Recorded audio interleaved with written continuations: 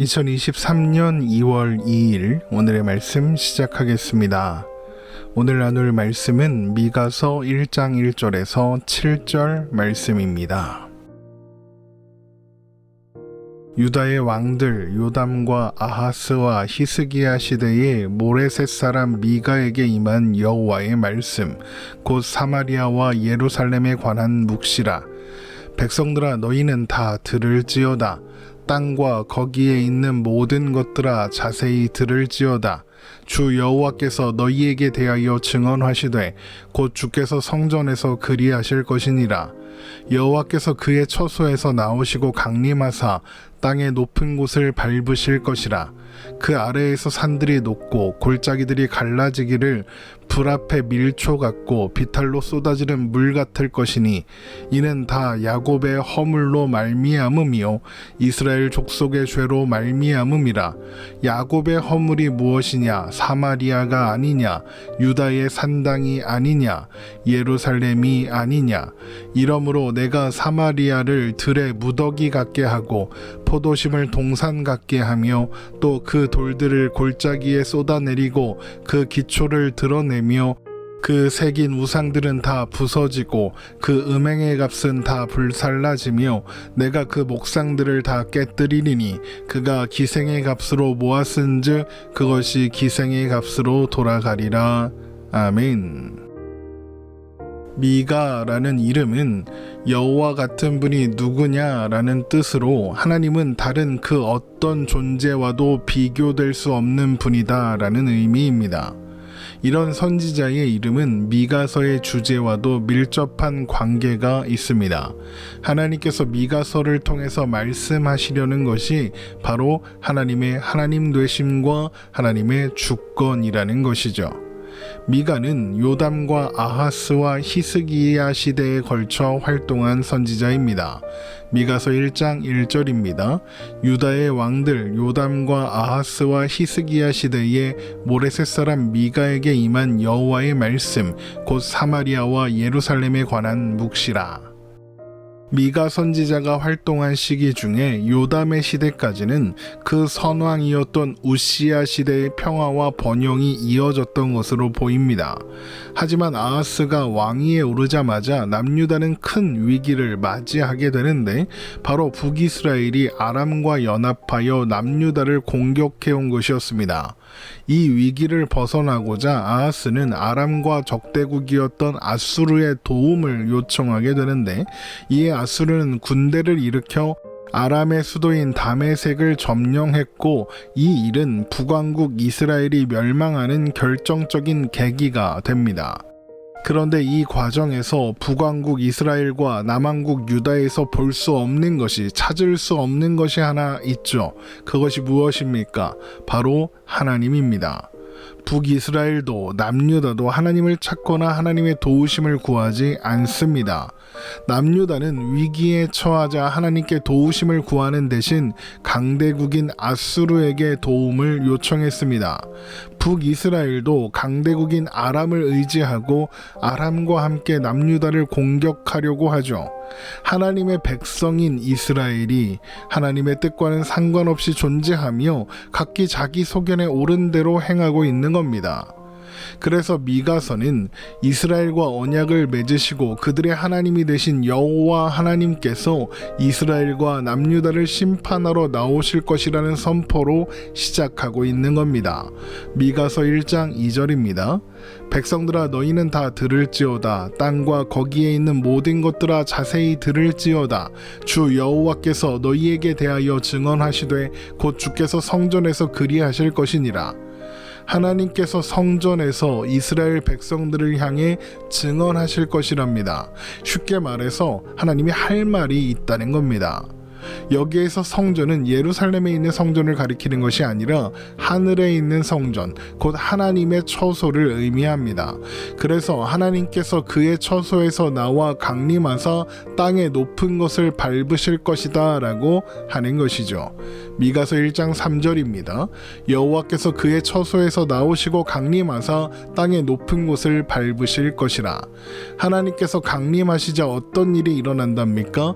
하나님의 발 아래에 아래에서 산들이 밀초처럼 녹고 골짜기들이 비탈로 쏟아지는 물같이 갈라집니다. 미가서 1장 4절입니다.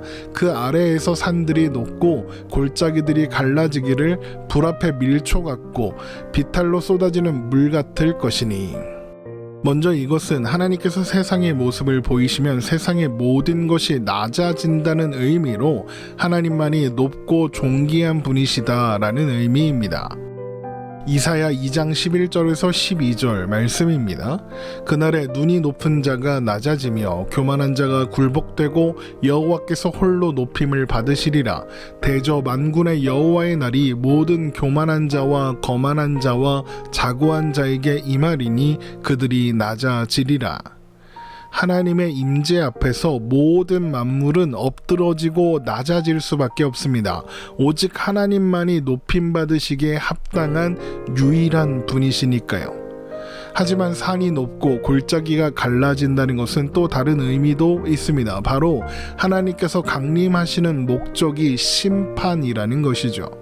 그리고 그 심판하시려는 대상은 할 말이 있다고 하신 하나님의 백성들 곧 이스라엘입니다. 그러면 이스라엘이 심판을 받아야 하는 이유는 무엇일까요? 미가서 1장 5절입니다. 이는 다 야곱의 허물로 말미암음이요 이스라엘 족속의 죄로 말미암음이라. 야곱의 허물이 무엇이냐? 사마리아가 아니냐? 유다의 산당이 무엇이냐? 예루살렘이 아니냐? 사마리아도 남유다도 심판을 받아야 할 것인데 그 이유는 사마리아와 예루살렘을 우상을 위한 산당으로 만들어 버렸기 때문입니다. 사마리아와 예루살렘은 각각 북이스라엘과 남유다의 수도인 동시에 종교적인 중심지이기도 합니다. 사마리아에는 산당이 있고 예루살렘에는 성전이 있죠. 그런데 그곳에서 하나님을 버리고 우상을 섬기고 있는 겁니다. 물론 북이스라엘이나 남유다가 하나님을 완전히 버리고 우상만 섬겼다 그런 것은 아닙니다. 하나님을 섬기고 하나님을 위한 제사도 드렸습니다. 하지만 그들은 동시에 우상도 섬겼습니다. 하나님과 우상을 겸하여 섬기는 거죠. 그러면서도 하나님도 잘 섬기고 있다 그랬을 겁니다. 그러나 하나님은 그것이 죄라고 말씀하십니다. 출애굽기 20장 3절에서 6절 말씀입니다. 너는 나 외에는 다른 신들을 내게 두지 말라. 너를 위하여 새긴 우상을 만들지 말고 또 위로 하늘에 있는 것이나 아래로 땅에 있는 것이나 땅 아래 물속에 있는 것에 어떤 형상도 만들지 말며 그것들에게 절하지 말며 그것들을 섬기지 말라. 나 내 하나님 여호와는 질투하는 하나님인즉 나를 미워하는 자의 죄를 갚되 아버지로부터 아들에게로 3, 4대까지 이르게 하거니와 나를 사랑하고 내 계명을 지키는 자에게는 1000대까지 은혜를 베푸느니라. 하나님은 언제나 하나님만을 섬기고 사랑하라고, 그것이 그들이 행복할 수 있는 유일한 길이라고 말씀하십니다. 그러나 이스라엘은 하나님도 섬기고 우상도 섬기는 겁니다. 왜 그렇게 했을까요? 그들은 왜 우상도 섬기고 하나님도 섬기고 이러는 걸까요? 그것이 자신들에게 유익하다고 생각하기 때문입니다. 여호와는 전쟁의 신이니까 전쟁이 없을 땐 풍요의 신인 바알을 섬겨야 좋겠구나, 이런 식인 거죠. 그런데 그 일을 누가 주도했을까요? 사마리아와 예루살렘이 산당이 되었다고 하죠. 사마리아와 예루살렘 모두 두 나라의 수도라고 하지 않았습니까?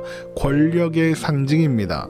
그러니까 하나님의 백성들이 하나님께 범죄하고 우상을 섬기는 것은 권력의 정점인 왕으로부터 주도된, 그래서 온 백성들이 이것에 화답한 결과다라는 것이죠.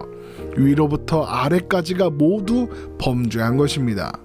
그러므로 하나님은 그들을 심판하실 겁니다. 먼저 하나님께서 심판의 대상으로 거론하시는 것은 사마리아입니다. 하나님은 사마리아를 들에 돌무더기 같게 하시고 포도심을 동산 같게 하실 것입니다. 미가서 1장 6절입니다. 이러므로 내가 사마리아를 들에 무더기 같게 하고 포도심을 동산 같게 하며 또 그 돌들을 골짜기에 쏟아내리고 그 기초를 드러내며. 들의 돌무더기가 된다는 것은 폐허가 되게 하신다 이런 뜻이고, 포도심을 동산 같게 하신다는 것도 같은 의미입니다. 포도동산, 포도원을 만들기 위해서는 거기 뭔가 있으면, 집이 있거나 건물이 있으면 다 치워버려야 할 테니까요. 또한 그들이 섬기기 위해서 새긴 우상들도 다 부서지고 깨질 것이며, 우상 앞에 바쳤던 모든 음행의 값들은 모두 불살라지고 또 빼앗기게 될 것입니다. 미가서 1장 7절입니다. 그 새긴 우상들은 다 부서지고 그 음행의 값은 다 불살라지며 내가 그 목상들을 다 깨뜨리니 그가 기생의 값으로 모았은즉 그것이 기생의 값으로 돌아가리라. 사마리아 사람들은 우상의 신전을 찾을 때마다 신전의 창녀들, 그러니까 신전의 신녀들과 성관계를 했는데, 그 이유는 그것이 그들의 신에게 보이기 위한 행위였기 때문입니다. 그래서 그때마다 신전 창녀들에게 돈이나 식량이나 옷 같은 것들을 주었습니다. 그래서 그것을 음행의 값, 기생의 값이라고 표현하는 거죠.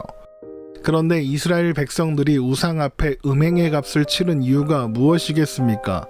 그들이 가진 것들이 우상, 그러니까 바알과 아세라 같은 우상신들이 준 선물이라고 생각했기 때문입니다. 그렇다면 신전에 바친 것 외에도 그들이 가진 모든 것이 음행의 값이 됩니다. 그러므로 음행의 값이 다 불살라지고 빼앗기게 된다는 것은 그들이 가진 모든 것이 사라지게 될 것이라는 의미입니다. 실제로 얼마 지나지 않아 북이스라엘은 아수르 손에 멸망하게 되는데, 때는 기원전 722년의 일입니다. 이것이 하나님의 하나님 되심을 드러내시기 위해 말씀하시는 첫 번째 선포입니다. 하나님의 심판과 북이스라엘의 멸망의 원인이 무엇입니까? 하나님과 우상을 겸하여 섬겼기 때문입니다. 그들은 우상이 그들에게 풍요를 준다고 믿었고, 그래서 우상에게 기꺼이 음행의 값을 치렀습니다. 그러나 이제 그들이 섬기던 우상들은 모두 부서질 것이며 그들이 가졌던 모든 것들도 사라지게 될 것입니다. 그렇게 우상은 아무것도 아니며 그들이 누리고 살던 그 어떤 것 하나 준 적이 없다는 사실을 확인하게 될 것입니다. 그들이 누리고 사는 모든 것들이 도대체 어디로부터 온 것입니까? 호세아 2장 8절입니다. 곡식과 새 포도주와 기름은 내가 그에게 준 것이요 그들이 바알을 위하여 쓴 은과 금도 내가 그에게 더하여 준 것이거늘 그가 알지 못하도다. 모두 하나님께서 주신 것입니다. 바알이 아니라 하나님입니다. 바알 아니라 바알 할아버지가 와도 그들은 나무 토막, 돌덩이에 불과하며 아무것도 아닙니다. 그런데 하나님의 백성들이 그들의 모든 복의 근원이 되시는 하나님을 버렸으며 하나님이 주신 것으로 우상을 섬깁니다. 그러니 하나님이 자기 백성들에게 할 말이 있다고 하실 수밖에 없는 거죠. 하나님 외에 그분의 백성들을 먹이시고 입히시며 보호하는 존재는 없습니다. 신명기 32장 10절에서 12절 말씀입니다. 여호와께서 그를 황무지에서 짐승이 부르짖는 광야에서 만나시고 호위하시며 보호하시며 자기의 눈동자같이 지키셨도다. 마치 독수리가 자기의 보금자리를 어지럽게 하며 자기의 새끼 위에 너풀거리며 그의 날개를 펴서 새끼를 받으며 그의 날개 위에 그것을 엎는 것 같이 여호와께서 홀로 그를 인도하셨고 그와 함께한 다른 신이 없었도다. 그런 분은 오직 하나님밖에 없습니다. 누가 여호와와 같으랴? 미가입니다. 이것이 하나님의 백성들이 잊지 말아야 할 하나님의 하나님 되심인 것입니다. 세상은 우리에게 수많은 것들을 약속합니다. 하지만 세상이 약속하는 것들은 결국에는 사라지고 말 것들에 불과합니다. 하나님만이 우리의 유일한 도움이시고 복이며 모든 것 되십니다. 하나님만이 우리를 지키십니다. 이것을 항상 잊지 않고 기억하며 하나님과 함께 오늘을 사는 우리가 되기를 주님의 이름으로 축원합니다.